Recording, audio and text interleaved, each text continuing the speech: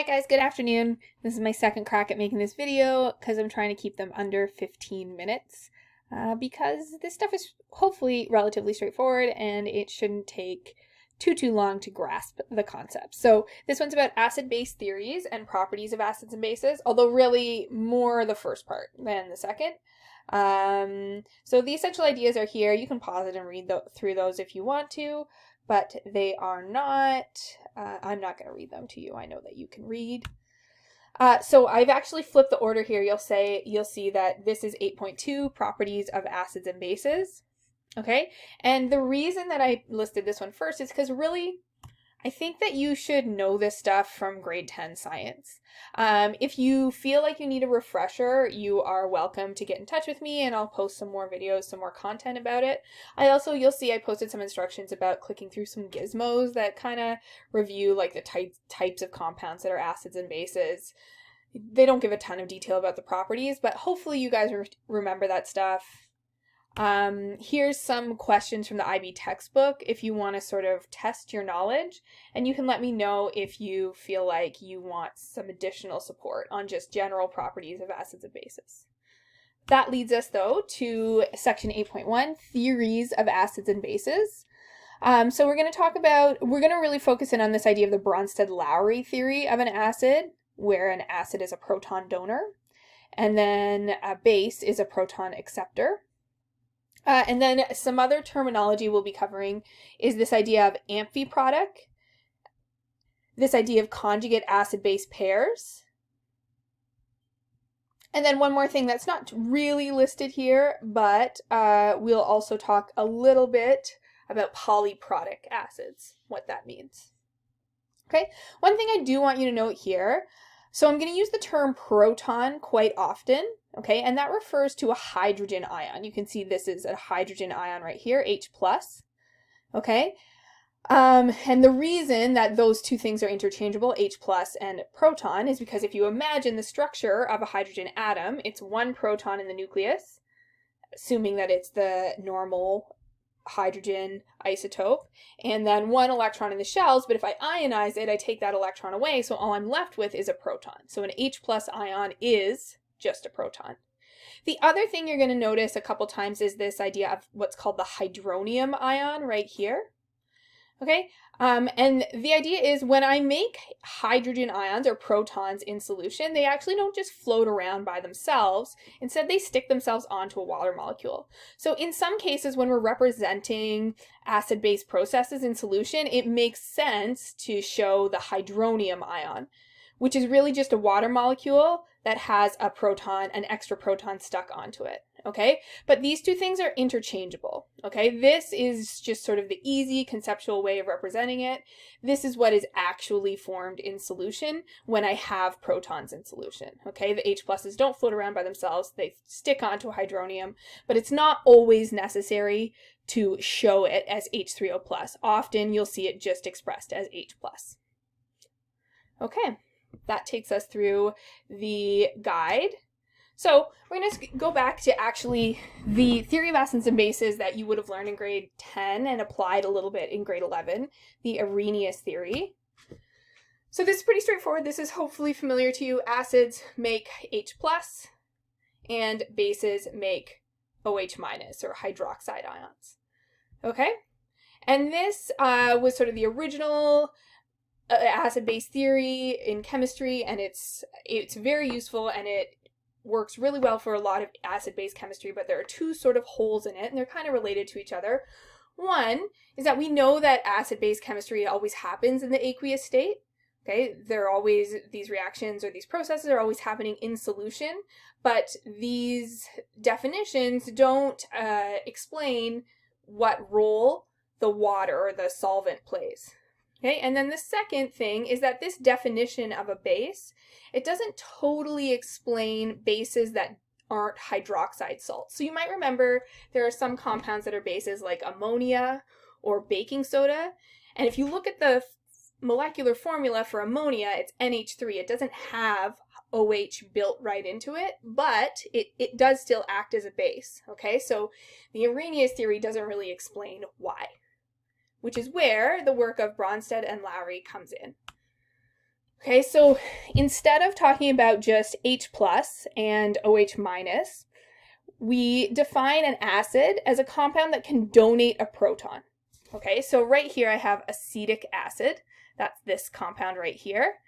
And then when it interacts with water, some of the acetic acid molecules donate a proton, and it's this proton right here that's attached to the oxygen that they can donate to make hydronium. Okay, so you'll notice there's two sort of changes going on here between what you saw as the acid reaction on the previous slide and the one you're seeing here. One is that I've included the solvent, and that the other is instead of showing H+, I've shown hydronium. But remember from the beginning of the video, those two things mean the same thing. Okay, so this is still an acid. We're still making protons in solution, still the same as the Arrhenius theory, but now we're showing the role that water plays. The water is even more important when I look at a Bronsted-Lowry base like ammonia. Okay, so NH3.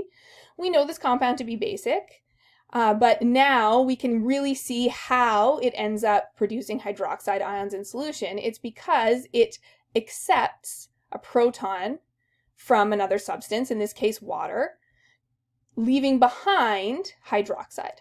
Okay, so a base is a proton acceptor, an acid is a proton donor.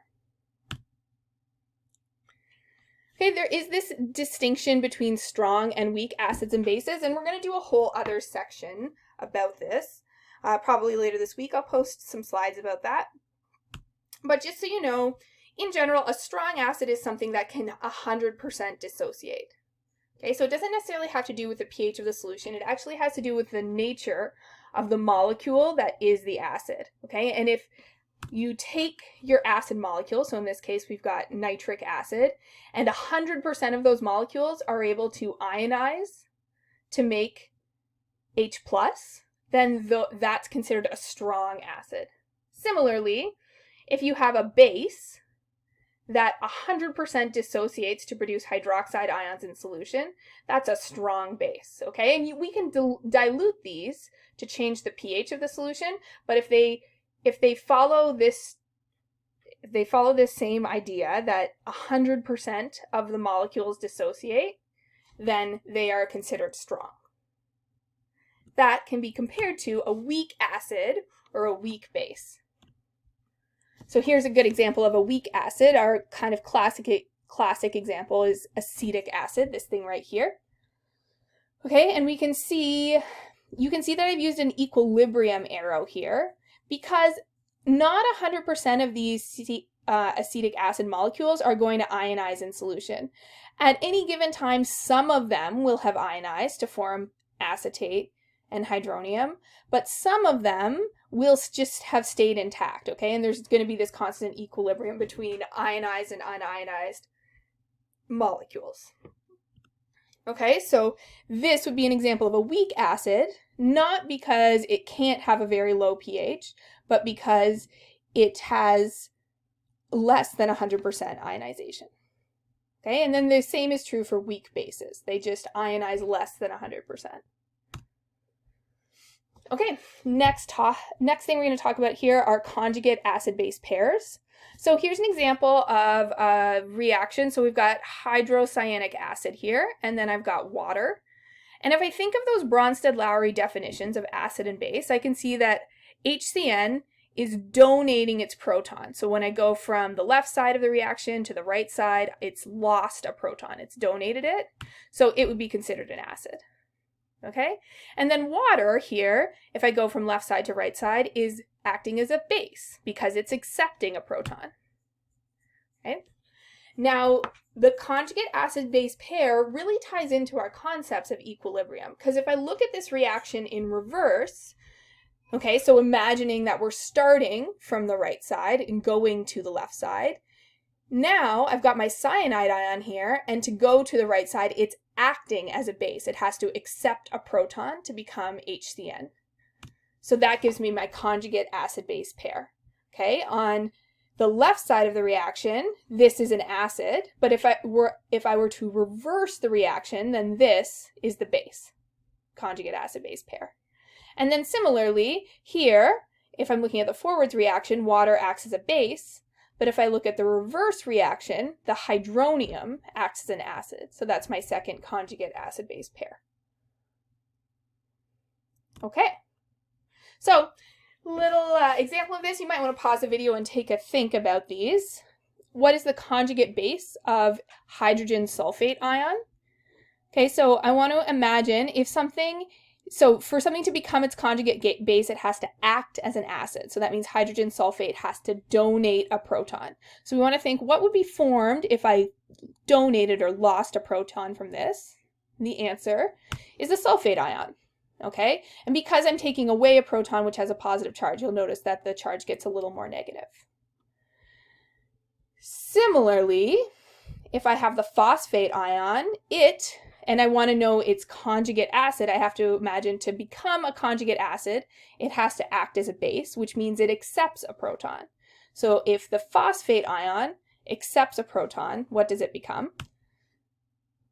Sorry, I edited this question a little bit and I forgot to take the H2O part out, but the answer I'm looking for here is the HPO4, 2-. Okay, so if the phosphate ion is acting as a base, it's going to become its conjugate acid, which is the hydrogen phosphate. Okay, and because I've added a proton there, you'll notice that the charge became less negative by 1.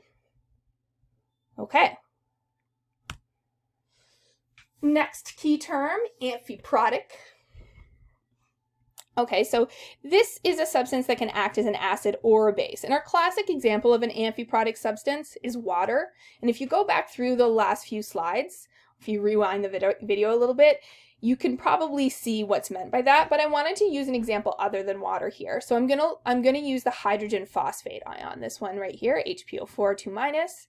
And in this first example, it's reacting with ammonia, which we know to be a base. Okay, so that means because ammonia is pretty much always is going to act as a base, that means this could act as an acid. Okay, and that's what it does.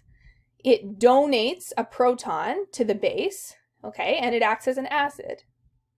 But in the second reaction, I've got hydrochloric acid. Okay, so same species here, hydrogen phosphate ion, but now it's reacting with what I know to be an acid, so it's going to behave as a base.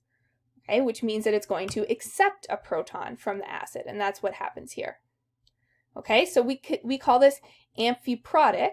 You'll also sometimes see the term amphoteric, okay, for a substance that can act as an acid or a base, meaning it can donate a proton or accept a proton.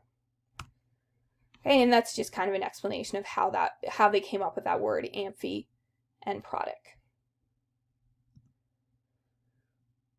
Okay. A little bit about acid-base reactions. So this top one here, hydrochloric acid plus sodium hydroxide makes these two things, a salt and water. That's kind of your classic from grade 10.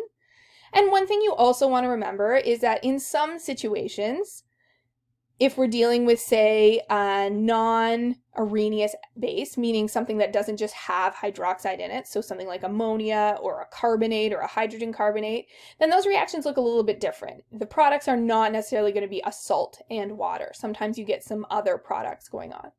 Okay, so those are two examples, and you'll see some more in the examples in the textbook. Polyprotic acids are acids that just poly means more than one, product means proton, acids that have more than one proton associated with them. So some classic examples, sulfuric acid, phosphoric acid. There's also a lot of organic acids that are polyprotic. Okay, and just if you want to imagine these things reacting, when we talk about the acid-base reactions, we'll often talk about them happening stepwise. Okay, so sulfuric acid in its first reaction releases a proton, and in its second reaction releases the second proton. Okay, and usually we'll think of those, when we're talking about acid-base chemistry at this level, we'll think of those as two separate reactions. And that's it. So I've suggested these questions for 8.1, and then there were the previous ones from 8.2, and I'll post these slides so that you are able to sort of go through things a little bit more slowly if you'd like. And please email me or post questions on the Google Classroom if you have any. Thanks a lot, guys. Have a great day.